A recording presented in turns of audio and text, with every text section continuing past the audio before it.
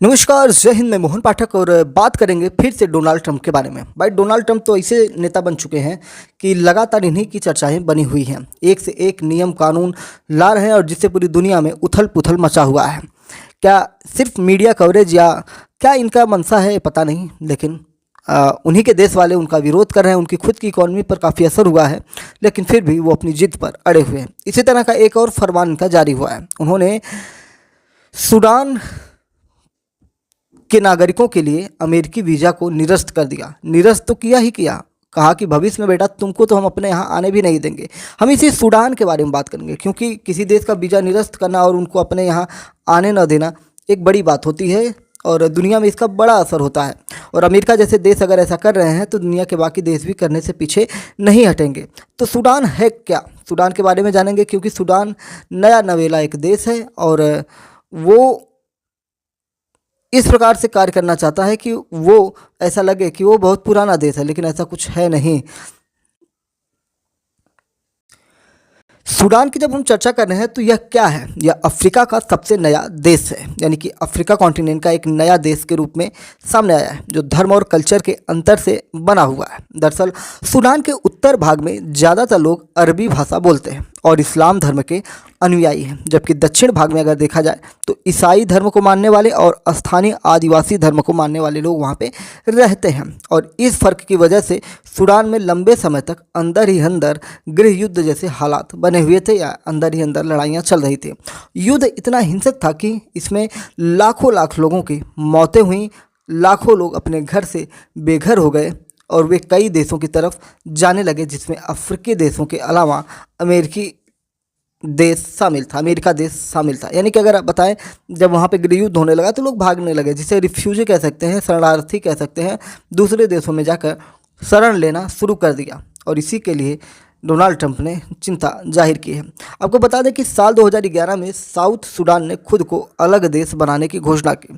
UN यानी कि United state, संयुक्त राष्ट्र ने इसे तुरंत मान्यता दे दी ताकि दशकों से जलते आ रहे हिस्से में कुछ शांति आ सके, लेकिन ऐसा नहीं हुआ। इंटरनेशनल सपोर्ट के बाद भी आंतरिक हिंसा चलती ही रही। अब की बार वहाँ के राष्ट्रपति और उपराष्ट्रपति में लड़ाई छिड़ी। दो अलग समुदायों से आने वाले नेताओं की सत्ता की जंग ने फिर से वहाँ पे गृह युद्ध के हालात बना दिए। यहाँ दूसरी बार मास पलायन शुरू हो चुका है। लगभग 2.3 मिलियन दक्षिण सूडानी नागरिक अलग अलग देशों में शरणार्थी की तरह रह रहे हैं। ज़्यादातर युगांडा, सूडान, इथियोपिया और केन्या जैसे पड़ोसी देशों में बसे हुए। अमेरिका में इनकी संख्या ज़्यादा तो नहीं, लेकिन फिर भी है। पहले रिफ्यूजी रिसेटलमेंट प्रोग्राम के तहत यूएन चुने हुए रिफ्यूजियों को यूएस भेजता था। हाल के समय में वहाँ रिफ्यूजी पॉलिसी में काफ़ी बदलाव हुए, जिसके चलते लोगों को अमेरिका जाना अब मुश्किल हो चुका है। लेकिन सुरक्षा और अच्छी ज़िंदगी के लिए यहाँ से भी लोग अवैध ढंग से वहाँ पहुँचने लगे हैं। अमेरिकी विदेश विभाग ने इसी फरवरी में दक्षिण सूडान के 23 नागरिकों की पहचान करके जिन्हें अमेरिका से बाहर निकाल दिया था। इन पर कुछ कानून तोड़ने के आरोप थे। हालांकि सारे वैसे नहीं थे, लेकिन अक्सर ऐसा होता है कि किसी देश के नागरिक का एक समूह अपराध में शामिल पाया जाए तो पूरी कम्युनिटी पर सख्ती बढ़ जाती है। नए प्रशासन ने इन लोगों को वापस भेजने की कोशिश की, लेकिन साउथ सूडानी सरकार ने इनमें से एक शख्स को वापस लेने से मना कर दिया। भैया हम इसको वापस नहीं लेंगे। और इसके बाद क्या था, डोनाल्ड ट्रंप इस समय तो क्या कहते हैं ना, वो वर्ल्ड किंग बनने की राह पर चले हुए हैं। इनके फरमान को कोई कैसे मना कर सकता है? नतीजा ये रहा कि मामला एक फेल्ड डिपोर्टेशन केस बन गया। अमेरिका को लगा कि साउथ सूडान सरकार सहयोग नहीं कर रही है। डोनाल्ड ट्रंप ये चाहते थे कि वो सहयोग करे, लेकिन सहयोग नहीं हुआ। फिर क्या हुआ?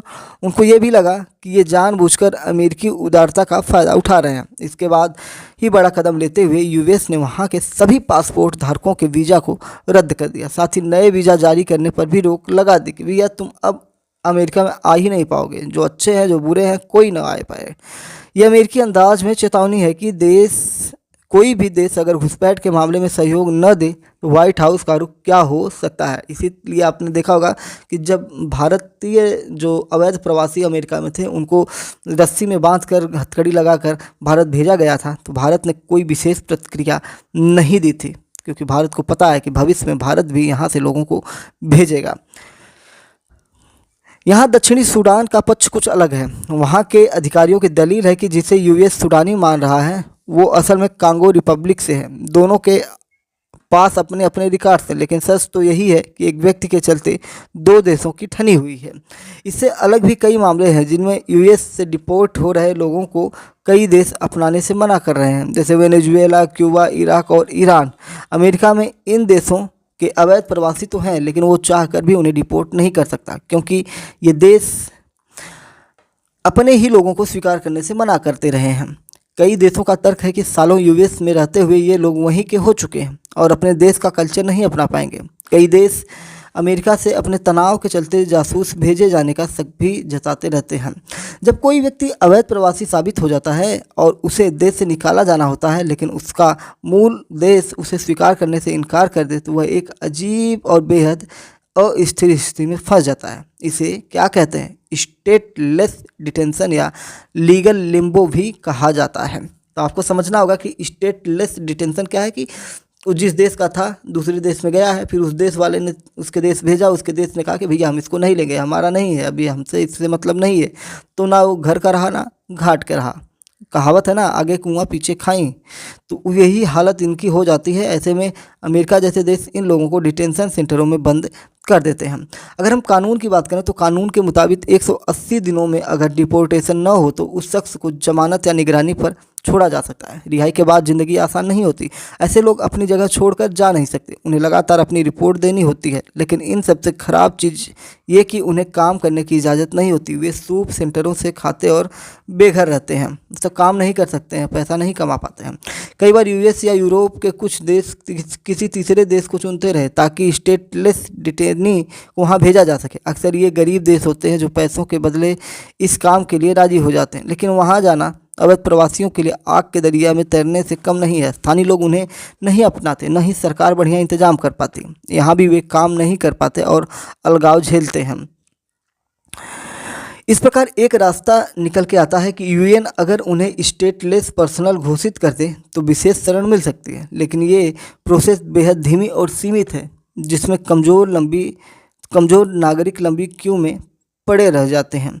मतलब जिसके पास ताकत नहीं है वो भी स्टेटलेस रह जाता है। बाकी जो थोड़ा समझदार है वो अपनी बातें मनवा लेता है या कहीं किसी देश में चला जाता है और अपनी व्यवहार कुशलता से वहाँ पे नागरिक बनने की कोशिश करते रहता है। तो सब मिला जुला के डोनाल्ड ट्रंप इस समय एकदम पूरा फॉर्म में चल रहे हैं। कुछ भी मतलब इनका ये है कि मैं जो कहूँ वही, मैं कहूँ आम तो आम, अमरूद कहूँ तो अमरूद, अंगूर को एक केला कहेंगे तो अंगूर को आपको केला कहना पड़ेगा, क्योंकि इस समय और जैसे ही आपने अंगूर को अंगूर कहा, केला नहीं कहा, तो आपके ऊपर एक कटहल फोड़ देंगे। क्योंकि चाइना के साथ यही हुआ है, पहले 10% फिर 34%, इसी तरह अब आज के दिन में 104% के साथ अमेरिका के साथ व्यापार चल रहे हैं।